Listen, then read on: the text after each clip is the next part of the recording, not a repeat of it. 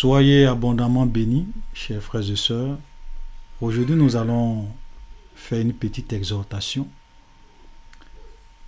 sur le péché, sur le pouvoir que Dieu nous a donné pour pouvoir dominer sur le péché. Souvent, on a l'impression que la victoire sur le péché est impossible. On a l'impression que vivre une vie de sainteté est quelque chose d'impossible. Et que jusqu'à ce que Jésus revienne, nous allons toujours être dominés par le péché, gouvernés par le péché, vaincus par le péché, parce qu'aucun homme ne peut vraiment avoir la victoire sur le péché. Donc voilà ce que souvent nous pensons, ou bien j'ai envie de dire, voilà le mensonge que le diable a fini par faire croire à beaucoup de chrétiens. Alors que lorsque nous lisons la Bible, la pensée de Dieu et la promesse de Dieu est tout autre. Amen. Donc nous allons vraiment parler un peu de cela pour que chacun de nous puisse vraiment réaliser que Dieu nous appelle à une vie de sainteté. Dieu nous a donné le pouvoir sur le péché. Donc on va essayer d'expliquer un certain nombre de choses pour que nous puissions vraiment être affranchis. Jésus a dit, vous connaîtrez la vérité et la vérité vous affranchira. Beaucoup de chrétiens sont dans la servitude.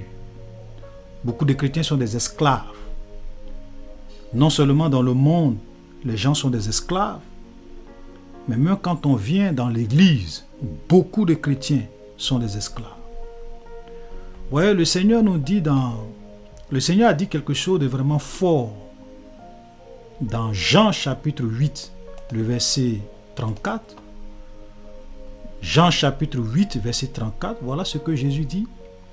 En vérité, je vous le dis, leur répliqua Jésus, quiconque se livre au péché est esclave du péché. Ça, c'est Jésus qui parle. Jésus dit que quiconque se livre au péché est esclave du péché. Donc, il y a beaucoup de chrétiens qui sont esclaves de la masturbation. Ils sont esclaves de la pornographie. Ils sont esclaves du mensonge. Ils sont esclaves des critiques, des calomnies. Ils sont esclaves des détournements de fonds. Ils sont esclaves de l'argent. Ils sont esclaves des avortements. Ils sont esclaves de l'impudicité, de l'adultère, de l'ivrognerie. Esclaves du péché. Ça, c'est une vérité. Jésus dit, et je le répète encore, en vérité, leur répliqua Jésus, quiconque se livre au péché est esclave du péché. Et tous les hommes, tous les hommes qui vivent loin de Jésus, loin de la vérité, loin du salut de Dieu, sont esclaves du péché. Nous sommes tous nés comme des esclaves du péché. Amen. La manière dont beaucoup de chrétiens vivent, et ça c'est vraiment malheureux, et il faut vraiment le dire pour que beaucoup puissent comprendre et vraiment savoir que Dieu les appelle à vivre une vie qui n'est pas celle qu'ils sont en train de vivre aujourd'hui. Ça c'est très important. Vous savez, beaucoup de chrétiens vivent leur vie comme étant des gens qui ont un Père qui est tout puissant, qui a tout pouvoir, qui a toute autorité. Beaucoup de chrétiens vivent leur vie comme des gens qui ont le papa le plus puissant de tout l'univers. Mais ils continuent à être esclaves. Vous imaginez ça? Comment tu peux avoir le Père le plus puissant de tout l'univers, celui qui a créé le ciel et la terre, qui est plus puissant que l'homme le plus puissant sur la terre, et continuer à vivre comme un esclave? Comment tu peux avoir le père le plus riche du monde et continuer à vivre comme un sans-abri? Et quand j'ai dit le père le plus riche du monde, je ne suis pas en train de parler de l'évangile de prospérité. Voilà, il faut qu'on soit clair, parce que j'ai toujours dit que l'évangile de prospérité, c'est un évangile diabolique, démoniaque et satanique. C'est-à-dire que ce message qui consiste à dire aux chrétiens qu'un chrétien doit être riche, un chrétien doit être prospère, parce que Dieu est prospère, Dieu est riche, Dieu est le maître de l'or et l'argent. Donc si tu n'es pas riche, c'est que tu n'es pas dans la volonté de Dieu. J'ai toujours dit que ça, c'est un évangile, ou bien c'est une doctrine diabolique. Parce que les pensées de Dieu ne sont pas nos pensées. Les voies de Dieu ne sont pas nos voies. Un chrétien, je le répète encore, peut être riche. Un chrétien peut être aussi pauvre. Donc celui qui dit qu'un chrétien doit être riche, c'est un menteur. Il est déséquilibré. Celui qui dit qu'un chrétien doit aussi être pauvre, c'est un menteur. Il est déséquilibré. Parce qu'il y a une grande différence entre est-ce qu'un chrétien peut être riche et est-ce qu'un chrétien doit être riche. Un chrétien peut être riche. Il y a plein d'exemples dans la Bible.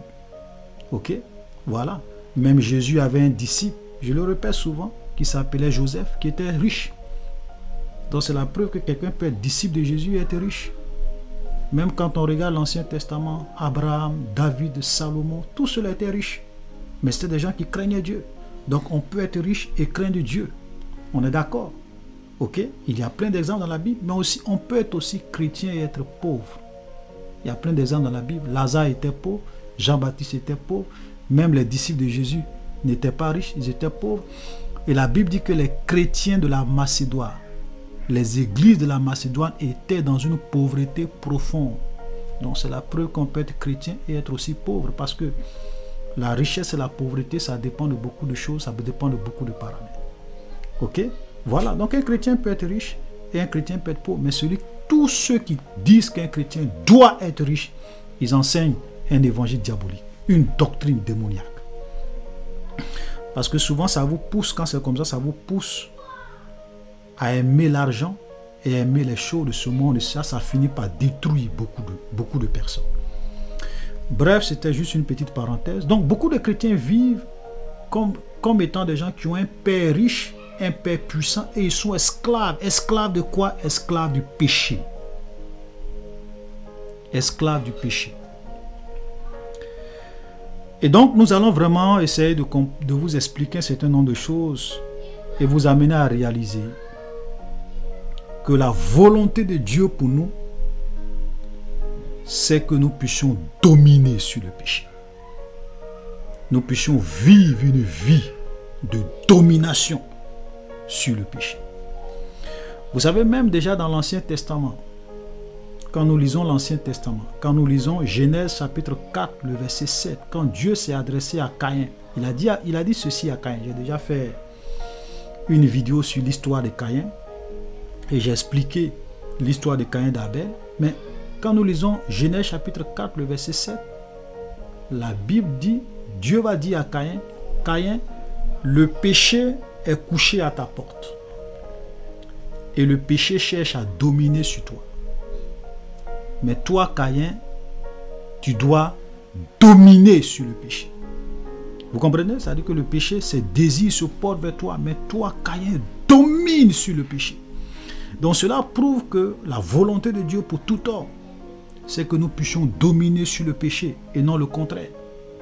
Nous puissions dominer sur la pornographie, dominer sur le mensonge, dominer sur l'impudicité, dominer sur la masturbation, dominer sur l'ivrognerie, dominer sur tout ce qui fait qu'aujourd'hui les hommes sont des esclaves, esclaves du péché. Amen, ça c'est la volonté de Dieu pour nous. Et ça c'est vraiment très important. Et quand nous venons dans le Nouveau Testament, là encore nous avons beaucoup de promesses. J'ai envie de dire, l'une des promesses fondamentale du Nouveau Testament, vous savez c'est quoi? La victoire sur le péché. C'est pour cela que lorsque nous lisons Matthieu chapitre 1, le verset 21, la première fois, quand nous lisons l'évangile de Matthieu, la première fois dans l'évangile de Matthieu, lorsqu'on dit Jésus, on le présente comme étant celui qui vient pour sauver son peuple de ses péchés. La première fois qu'on parle de Jésus dans l'évangile de Matthieu, on le présente comme étant celui qui vient pour sauver son peuple de ses péchés. Ce n'est pas celui qui vient seulement pour pardonner son peuple de ses péchés. C'est vrai, Dieu nous pardonne. Mais quand on dit sauver quelqu'un de quelque chose, ce n'est pas seulement pardonner la personne, c'est délivrer la personne, donner la victoire à la personne, libérer la personne du péché. Donc Jésus est venu pour nous libérer de nos péchés. Mais malheureusement, aujourd'hui, beaucoup de chrétiens connaissent le Jésus qui est venu pour pardonner leurs péchés. Mais ils ne connaissent pas le Jésus qui est venu pour les libérer de leurs péchés. Pour leur donner le pouvoir de dominer sur le péché, pour leur donner le pouvoir de dompter le péché. C'est malheureux. Et ça, c'est l'un des mensonges du diable. Vous avez des chrétiens, non, la chair est faible. Vous savez, quand Jésus a dit la chair est faible, qu'est-ce qu'il a dit? Il a dit, l'esprit est bien disposé. Veillez et priez afin de ne pas tomber dans la tentation, car la chair est faible, mais l'esprit est bien disposé. Voilà la vérité. C'est vrai que la chair est faible, mais l'esprit est bien disposé. Donc celui qui prie et celui qui veille peut avoir la victoire sur la tentation, la victoire sur le péché. Frère, voilà une vérité. Donc c'est Satan souvent qui vient dire aux chrétiens, non, le géant du péché est trop fort pour toi. Voilà. Le géant de la masturbation est trop fort pour toi. Le géant de la pornographie est trop fort pour toi. Tu ne peux pas le vaincre. Tu seras esclave de la pornographie. Vous savez, un peu comme l'histoire d'Israël.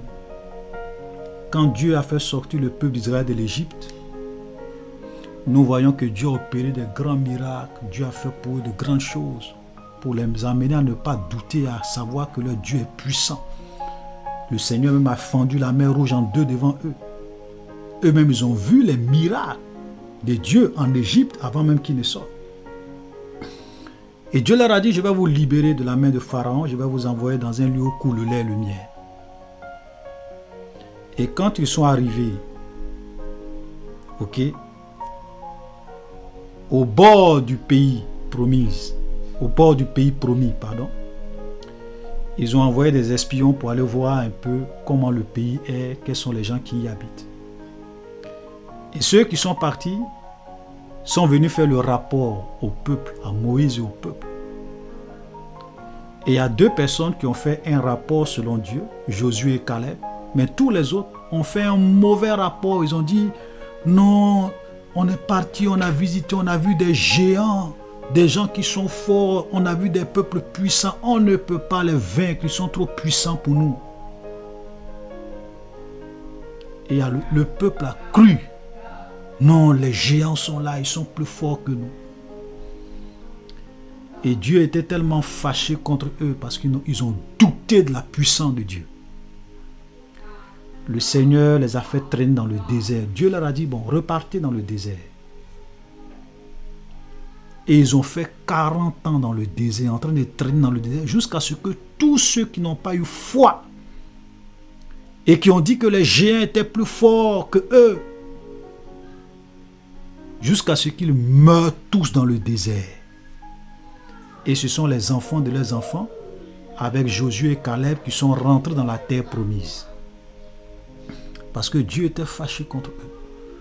Est-ce que vous savez que lorsque vous êtes un chrétien, que vous dites que tel péché est plus fort que moi,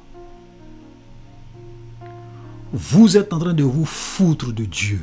C'est un manque de foi. Ça veut dire que, en un mot, vous êtes en train de dire, comme le peuple d'Israël, Dieu n'est pas capable de me donner la victoire sur ce péché. Vous comprenez? Non, le géant de la pornographie est plus fort que Dieu. Le géant de la masturbation est plus fort que Dieu. Le géant de l'impudicité est plus fort que Dieu. Donc je ne peux pas vaincre. La chair est faible. Frère, vous êtes en train de manifester un manque de foi.